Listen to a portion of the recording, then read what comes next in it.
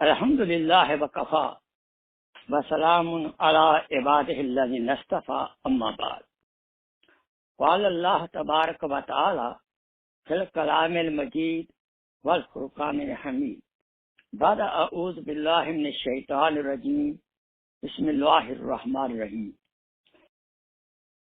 وما ارسلناک الا رحمتا للعالمین قال رسول اللہ صلی اللہ علیہ وسلم بلغوا عنی ولو آیہ صدق اللہ مولانا العظیم وصدق رسول النبی الکریم ونحن علی ذلک من الشاہدین والشاکرین والحمد للہ رب العالمین اللہم صلی علی سیدنا محمد وعلی آل سیدنا محمد وبارک وسلم وصلی علیہ رب اشرح لی صدری یسر لی امری واحلل عقدۃ من لسانی یفقہوا قولی ربی زدنی علما۔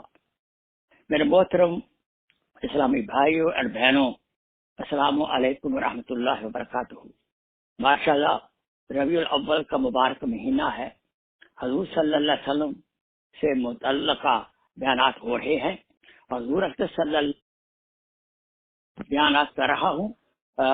پہلے بیان کے اندر حضور صلی اللہ علیہ وسلم عشق کے بارے میں، محبت کے باتیں ہو رہی، اللہ کا عشق، صحابہ کرام کا عشق حضور کے ساتھ کیسا تھا، صحابیات کا کیسا تھا، بچوں کا کیسا تھا، اور ائمہ کا بھی میں نے ذکر کیا تھا، امام ابو حنیفہ کا، امام مالک رحمۃ اللہ علیہ کا۔ اب آج سلسلہ چلتا ہے اور دوسرا پارٹ ہے عشق رسول کے بارے کے اندر۔ آیا کابرین ہمارے کیسے عشق سے سرشار تھے۔ حضرت حسین آپ مدنی رحمۃ اللہ علیہ نے 18 سال درس حدیث مدینہ منورہ میں دیا، اور ایک دفعہ ان کو موقع ملا، انہوں نے دروازہ مبارک حجرہ شریف کا کھولا، آپ کو اندر جانے کا موقع ملا، تو آپ نے اندر جا کر اپنی داڑھی مبارک سے حضور کے روضہ اقدس کے اندر جو فرش تھا اس پہ اپنی داڑھی کے ساتھ جھاڑو دیا۔ دیکھیں یہ محبت ہے ہمارے کابرین کی۔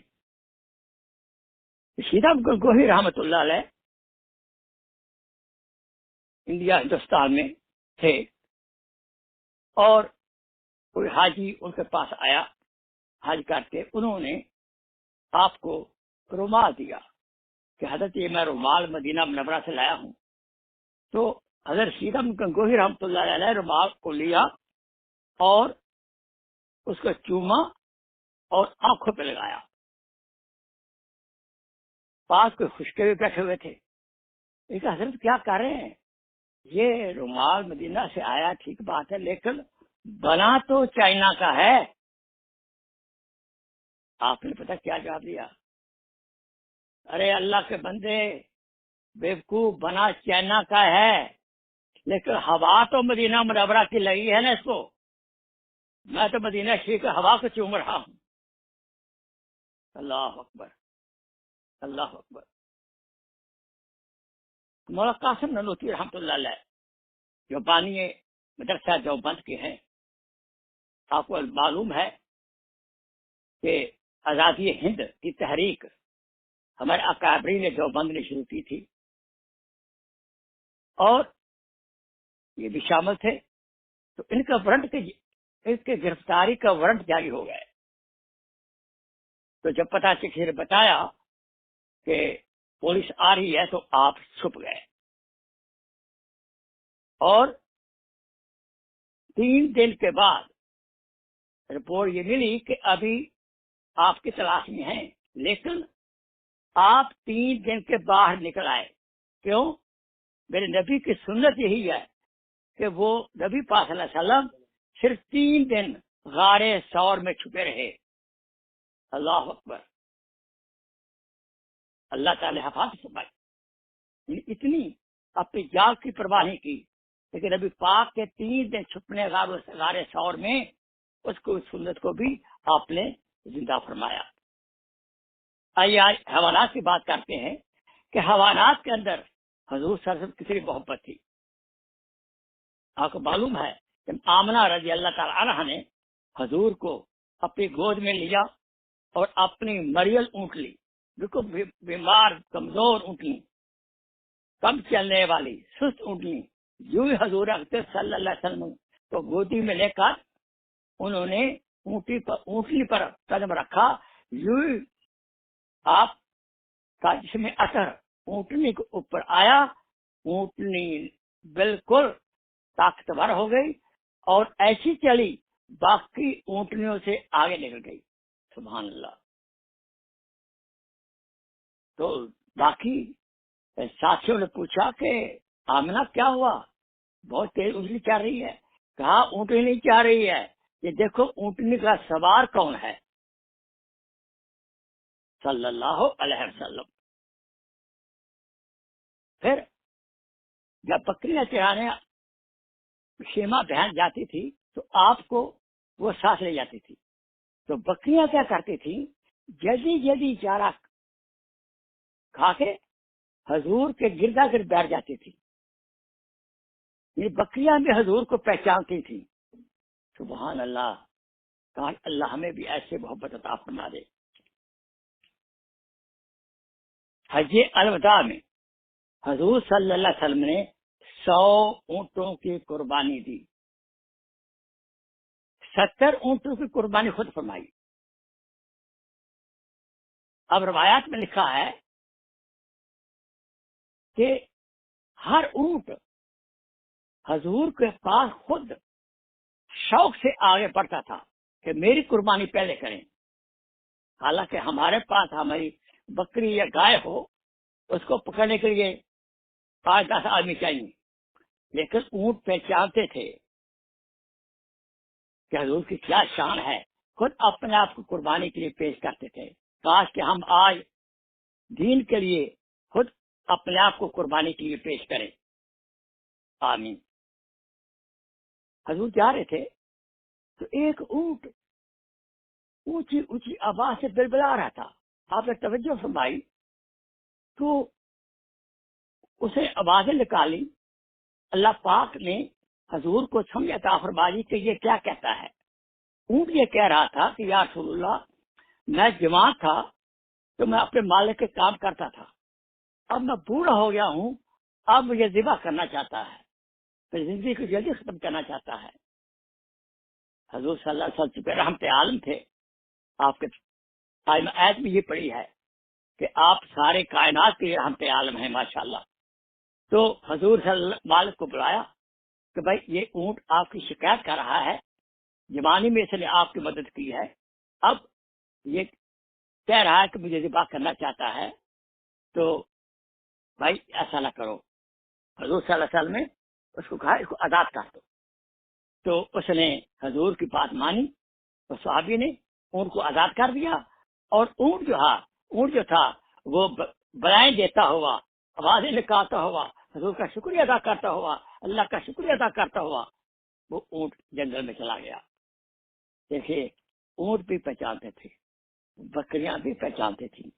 آئیے یہ تو جاندار ہیں، آئیے جمادات کا دیکھیں، یہ کہتے جال نہیں ہے، وہ بھی حضور صلی اللہ علیہ وسلم کو پہچانتے تھے اور ان کو حضور صلی اللہ علیہ وسلم سے محبت تھی۔ صدیق اکبر رضی اللہ تعالیٰ عنہ کے گھر کے پاس ایک پتھر تھا، بہت بڑا پتھر تھا، جب بھی حضور صلی اللہ علیہ وسلم اس کے پاس سے گزرتے تو الصلاۃ والسلام علیک یا رسول اللہ کہتا، وہ پتھر پہچانتا تھا کہ آخر زمان نبی اللہ کا محبوب گزر رہا ہے میرے پاس سے۔ پھر آمنہ رضی اللہ تعالیٰ عنہ مکہ مکرمہ میں جب پانی بھرنے جاتی اور آپ ابھی دنیا میں ظہور فرما نہیں ہوئے تھے، ابھی شکم مادر میں تھے آپ صلی اللہ علیہ وسلم، تو کنویں کا پانی خود اونچا آ جاتا تھا اور آپ کو ڈوروں سے نکالنا نہیں پڑتا تھا، تو آپ پانی بھر لیتی۔ اب باقی عورتیں ہوتی تھی مکہ مکرمہ کی جو کنویں میں آتی تھی، وہ آمنہ رضی اللہ تعالی عنہا کو روکے رکھتی تھی، آمنہ ٹھہرو یہاں، ہاں بھی پانی بھر لیں۔ کنواں پہچان رہا ہے یہ اللہ کا محبوب ہے۔ اور جب کبھی آمنہ رضی اللہ تعالیٰ عنہ اپنے میکے جاتی تو راستے میں کتانوں سے آواز آتی ہے الصلاۃ والسلام علیکہ یا رسول اللہ صلی اللہ علیہ وسلم. اور آپ پتہ ہے حنانستوں کا واقعہ آپ نے عمرہ حج کیا ہوگا، اور مدینہ منورہ کے اندر مسجد نبوی کے اندر ایک ستون ہے جس کا نام حنانہ ہے. یہ ستون کیا ہے؟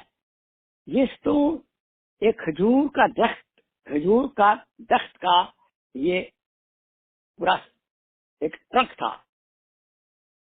تو آپ ممبر پر بیٹھتے اس کے ساتھ سہارا لیتے. ہاں، ممبر سے پہلے آپ اس ٹرنک کے ساتھ، اس کھجور کے تنے کے ساتھ کھڑے ہو کر واشی فرماتے تھے اور خطبہ دیتے تھے. اب کیا ہوا، تمیم داری رحمت رضی اللہ تعالیٰ عنہ نے آپ کے ممبر بنا لیا. تو آپ وہ تنا چھوڑ کر کھجور کا آپ ممبر سے تشریف لے گئے خطبہ دینے کے لیے. اب حضور کی جدائی میں وہ جو تنا تھا کھجور کا، وہاں سے چیخیں رونے کی آوازیں آنی شروع ہو گئی. حضور کی جدائی میں اندازہ کرو، یہ تھی محبت. جماعت کو بھی حضور سے محبت تھی، اور بلکہ حضور کو پہچانتے تھے. کاش کہ ہم بھی اپنے پیارے مصطفیٰ کو پہچانیں اور ان کی ہم اطاعت کریں. اس طرح جب آپ احد پہاڑ پر گئے تو احد پہاڑ نے ہلنا شروع کر دیا. شوق سے، محبت سے آپ نے اسم 12 شہر آپ کے اوپر آخر زمان نبی ہے وہ ٹھہر گیا. اور آپ یہ احادیث میں آتا ہے اور سیرہ کی کتابوں میں لکھا ہوا ہے، جب آپ کبھی رفع حاجت کے لیے جاتے تو زمین آپ کا فضلہ مبارک نگل جاتی تھی، وہاں بیٹھ ٹھہرتا نہیں تھا آپ کا پیشاب مبارک.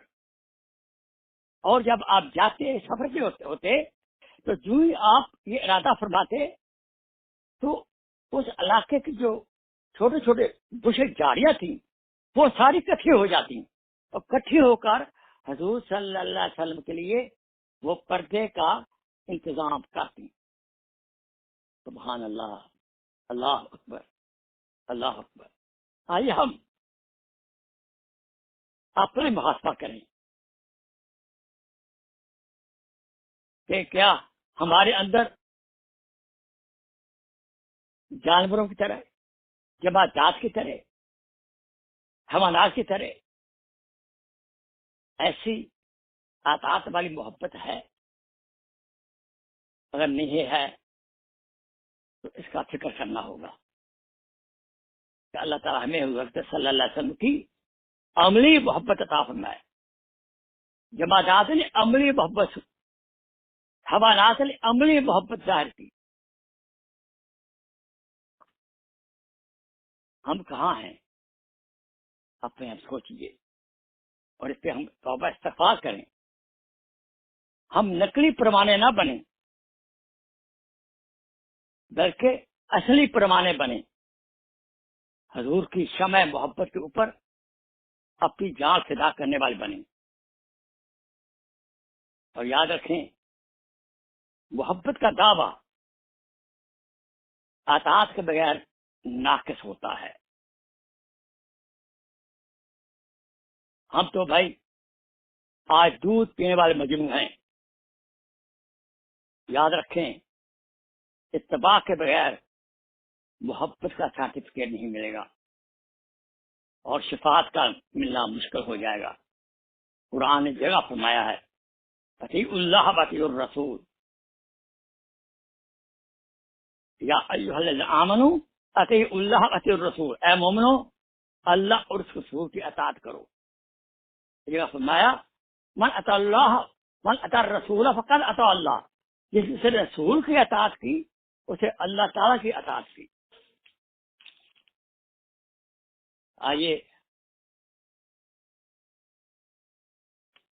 عجیب عجب چیز ہے عشق شاہ مدینہ،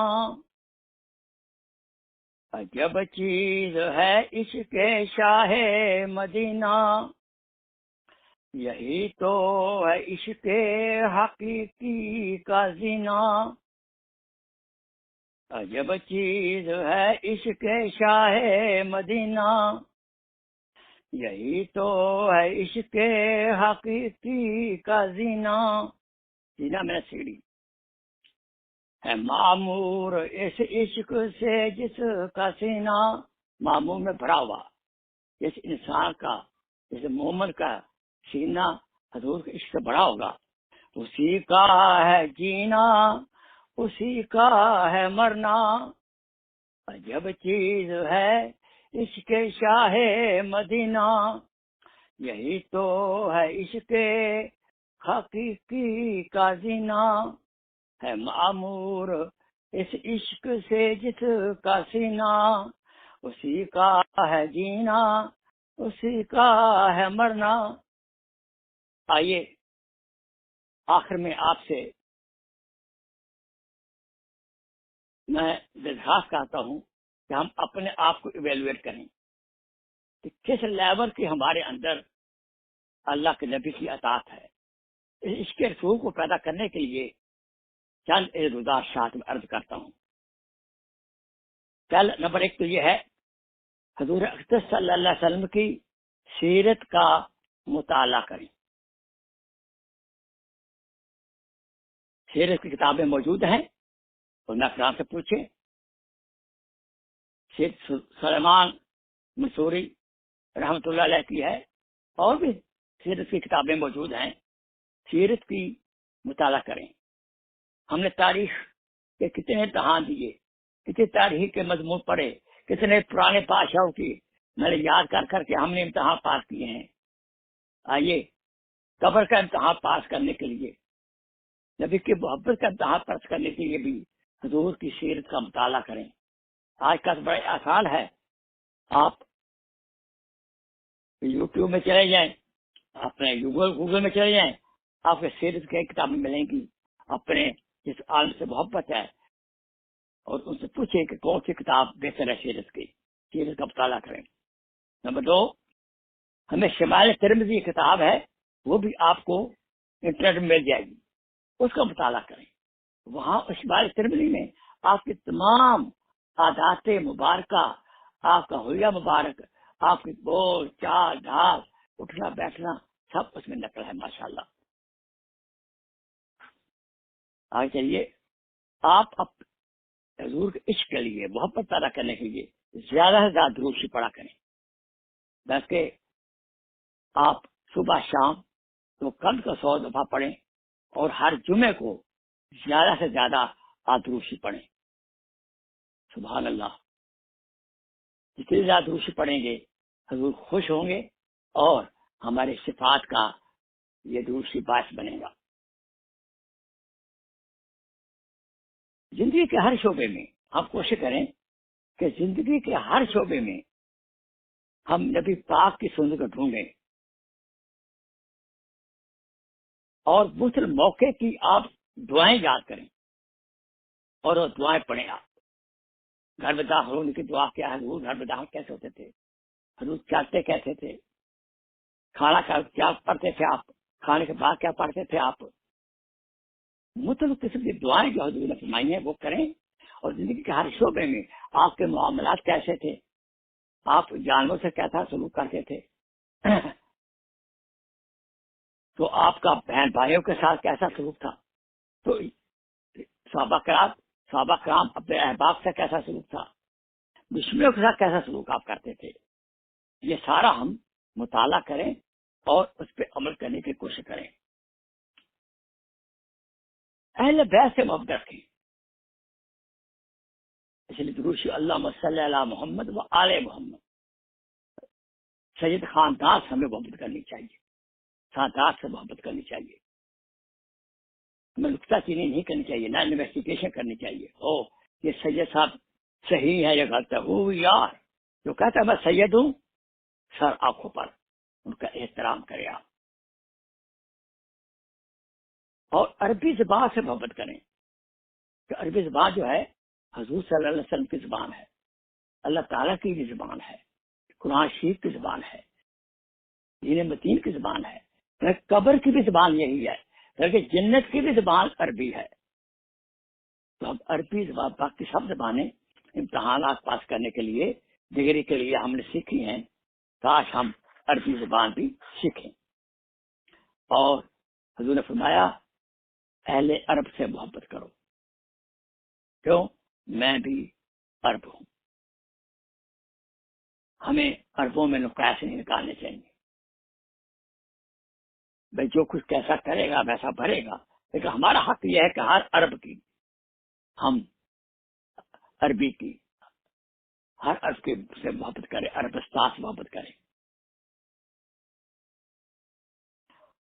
آگے حضور کا غم ہمارا غم ہونا چاہیے، حضور کا فکر ہمارا فکر ہونا چاہیے، اس سے محبت پیدا ہوگی۔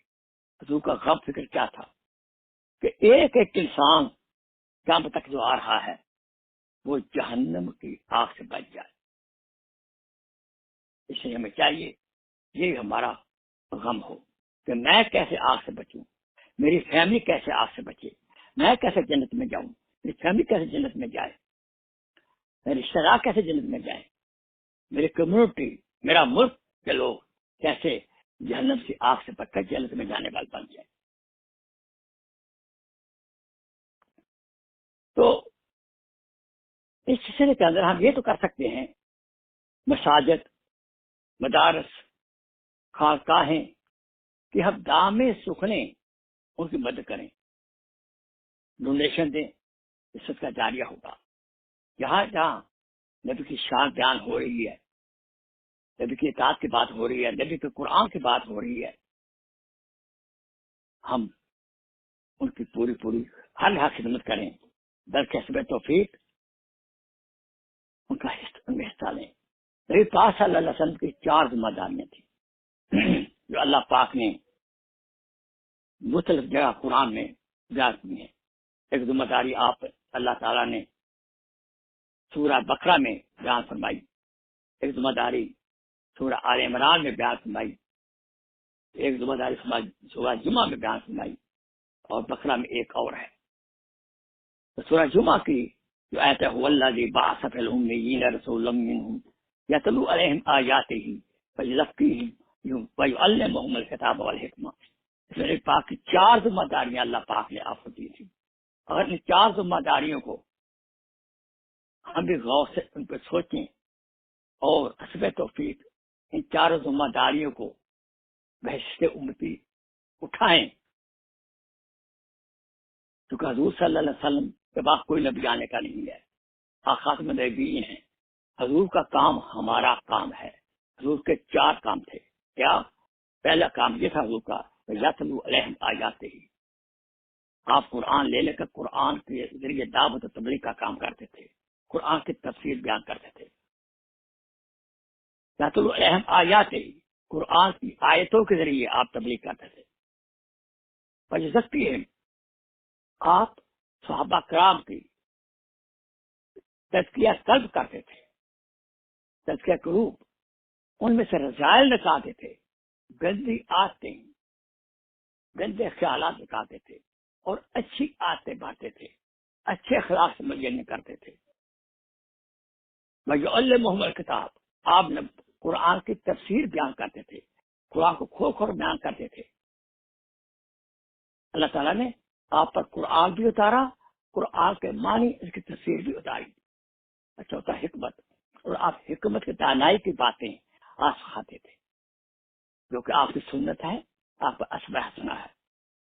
یہ 4 ذمہ داریاں دعوت کا کام حسب توفیق ہمیں کرنا چاہیے، قرآن کے معنی سیکھنے چاہیے،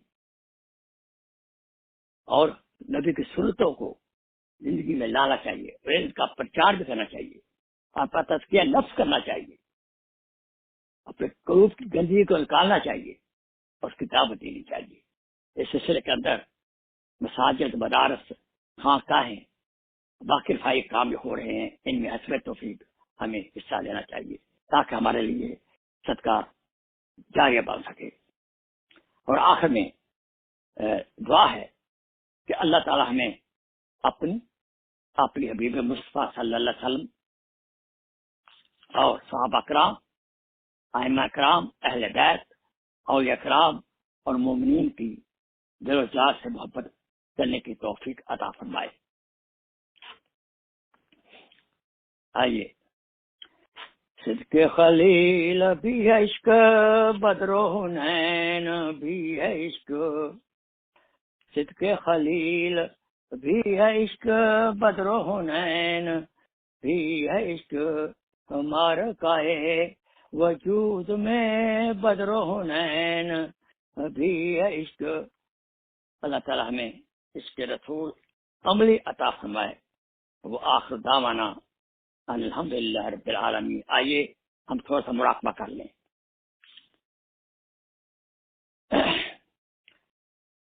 اپنے ساتھ کو جھکا لیں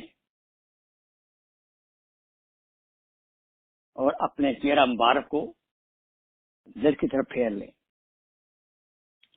اور یہ صبر کریں کہ اللہ تعالیٰ کی رحمت آ رہی ہے اور دل میں سما رہی ہے، اور اس کے شکر میں میرا دل کہہ رہا ہے اللہ اللہ اللہ۔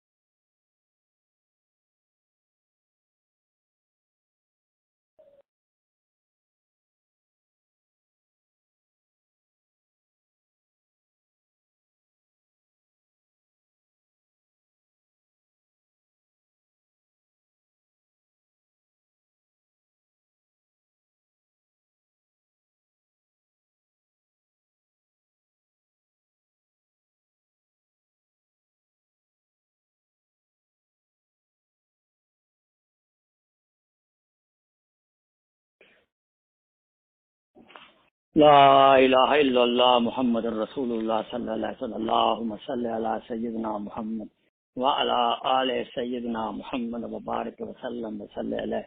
ربنا آتنا فی الدنیا حسنہ وفی الآخرۃ حسنہ وقنا عذاب النار۔ ربنا هب لنا من ازواجنا وذریاتنا قرۃ اعین واجعلنا للمتقین اماما۔ اللهم انا نسألك الصحة والعفة والأمانة وحسن الخلق والرضا بالقدر۔ اللهم انا نسألك العفو والعافية في الدنيا والآخرة۔ اللهم اهدنا الصراط المستقيم۔ ربنا آتنا في الدنيا حسنة وفي الآخرة حسنة وقنا عذاب النار۔ ربنا هب لنا من أزواجنا وذرياتنا قرة أعين واجعلنا للمتقين إماما۔ اللهم إنك عفو تحب العفو فاعف عنا یا کریم۔ اللهم انا نعوذ بک من البرص والجنون والجذام من سیء الاسقام۔ اللهم انا نعوذ بک من البرص والجنون والجذام من سیء الاسقام۔ یا اللہ ہمارے جرموں کو معاف فرما، لفظوں کو معاف فرما، جان کی، مال کی، عزت کی، آبرو کی حفاظت فرما۔ یا اللہ جو دنیا سے رخصت ہو چکے ہیں ان کی قبروں کو نور سے بھر دے، جنت الفردوس عطا فرما دے۔ یا ہمارے شہداء جو یا ہمارے بزرگ جو حیات ہیں ان کو لمبی ایمان والی صحت زندگی عطا فرما دے. یا اللہ یا رحمان یا رحیم، یا اللہ تمام اسلامی مالک کی حفاظت فرما. یا اللہ کرم کا معاملہ فرما، رحم کا معاملہ فرما. کورونا وائرس سے ہر انسان کو اس کو محفوظ فرما. یا جو غیر مسلم ہیں ان کو ہدایت عطا فرما تاکہ وہ بھی تیری جنت کو انجوائے کر سکیں. یا اللہ مسلمانوں کے ایمان کو اور تازہ فرما. یا اللہ یا رحمان یا رحیم، ہماری دعاؤں کو محض اپنے فضل و کرم سے حضور اکرم صلی اللہ علیہ وسلم کا قبول فرما. صلی اللہ تعالی علی حبیبہ سیدنا محمد و آلہ وصحبہ اجمعین برحمتک یا ارحم الراحمین. آمین. انشاءاللہ یہ سلسلہ جاری رہے گا. سیرت کے بیان ابھی 3-4 بیان اور آ رہے ہیں کبھی اول میں. جزاک اللہ خیر. شکریہ.